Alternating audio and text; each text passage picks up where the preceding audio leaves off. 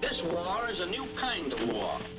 It is different from all other wars of the past, not only in its methods and weapons, but also in its geography. It is warfare in terms of every continent, every island, every sea, every air lane in the world. The Japanese onslaught in the Far East meant enormous demands on the Royal Air Force, and to reinforce our worldwide battlefronts, a ceaseless flow of new machines is delivered to aerodromes up and down the country. Wellingtons, Hudsons, Blenheims, Beaufighters, and many other types. At the same aerodromes, crews are receiving their final training to equip them for the day when they'll be handed a brand new aircraft to fly halfway around the world. They will be needing topes, khaki shirts and pants. Quite a pleasant prospect on a cold English morning. They need parachutes too, and special life-saving jackets, just in case, because a lot of their journey is going to be over the sea. Weight is all important. Extra petrol comes first. A copy of Gone with the Wind, for example, might make the difference between landfall and the drink. Air crew who will fly through a heavy anti-aircraft barrage without turning a hair have been known to wilt in this chamber of horrors.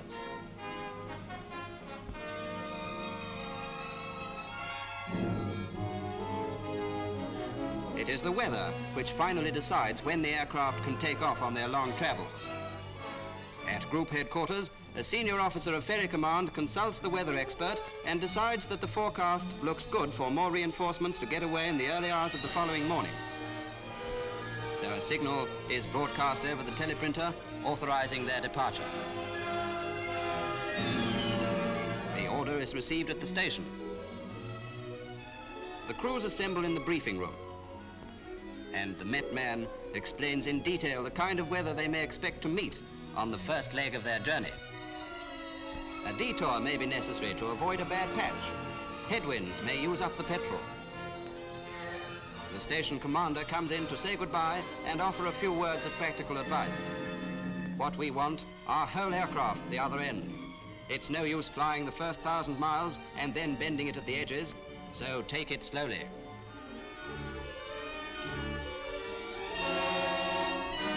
But with the greatest care in the world, spare parts and stores are going to be needed, and they've got to be there just as soon as the planes.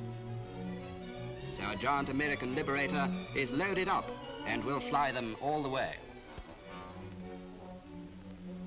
While the briefing is going on, ground crews are giving the aircraft a final look over and making sure that all petrol tanks are filled to the brim. The engineer officer is called in to give advice on an engine which does not seem to be behaving quite perfectly. The navigators get together to plot their courses. It's a tricky mathematical business, even with the aid of these scientific instruments. Hence the worried expression. Remember, if he gets his sum just a little bit wrong, he may end up in the wrong continent. Two more important items before going to bed. It's going to be unpleasantly cold way out over the sea, so the wise man lays claim to a thermos. It wouldn't do either to miss the early morning crew bus, so call times are chalked up. The alarm clock is an extra precaution. And so to bed. While the crew sleep, their thermos flasks are filled with the hot coffee and sandwiches packed for the long trip tomorrow. Almost before it is light, the ground crews start the final check over. Meanwhile, the air crews tumble out of bed and into their flying kit. Sausage and bacon, very important this last English breakfast. Tomorrow, it may be prickly pears or bird's nest soup. All the same, the time for takeoff is at hand. Engines must be warmed and running smoothly. But even then, accidents may happen, so the Air Sea Rescue Lizzie is brought out of her stable and a special inflatable dinghy tucked away under her spats.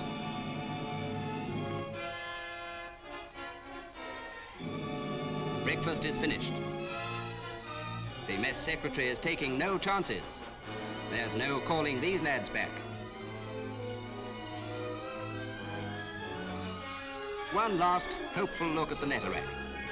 Please see that he's not disappointed when he gets to the other end.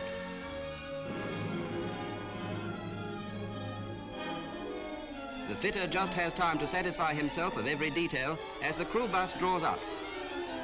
The pilot warms up the engines. The rear gunner makes sure that everything is working smoothly. You never know who you may meet.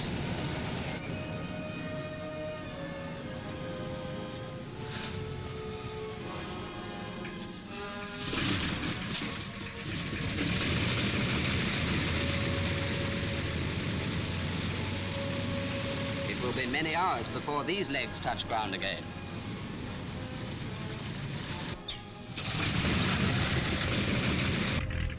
First away is a Beaufighter, the most viciously armed of them all, and then a Wellington. The long procession of bombers and fighters has started. Another Beaufighter, a Hudson, yet another Bow, a Blenheim, a Wellington, a giant Liberator. The control tower signals them off.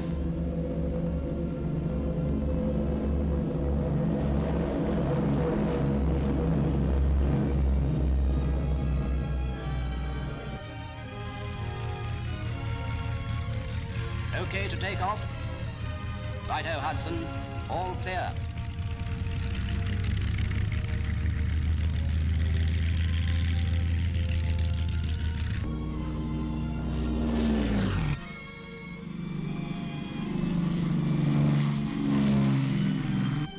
Plane after plane sweeps gracefully into the sky and down the long air lanes of the world.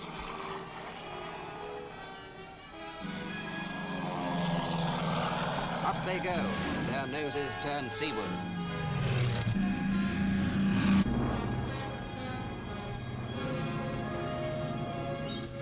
One last look at England, and then it's southward bound to fight side by side with their comrades on the battlefronts of Asia and Africa. Goodbye and good luck.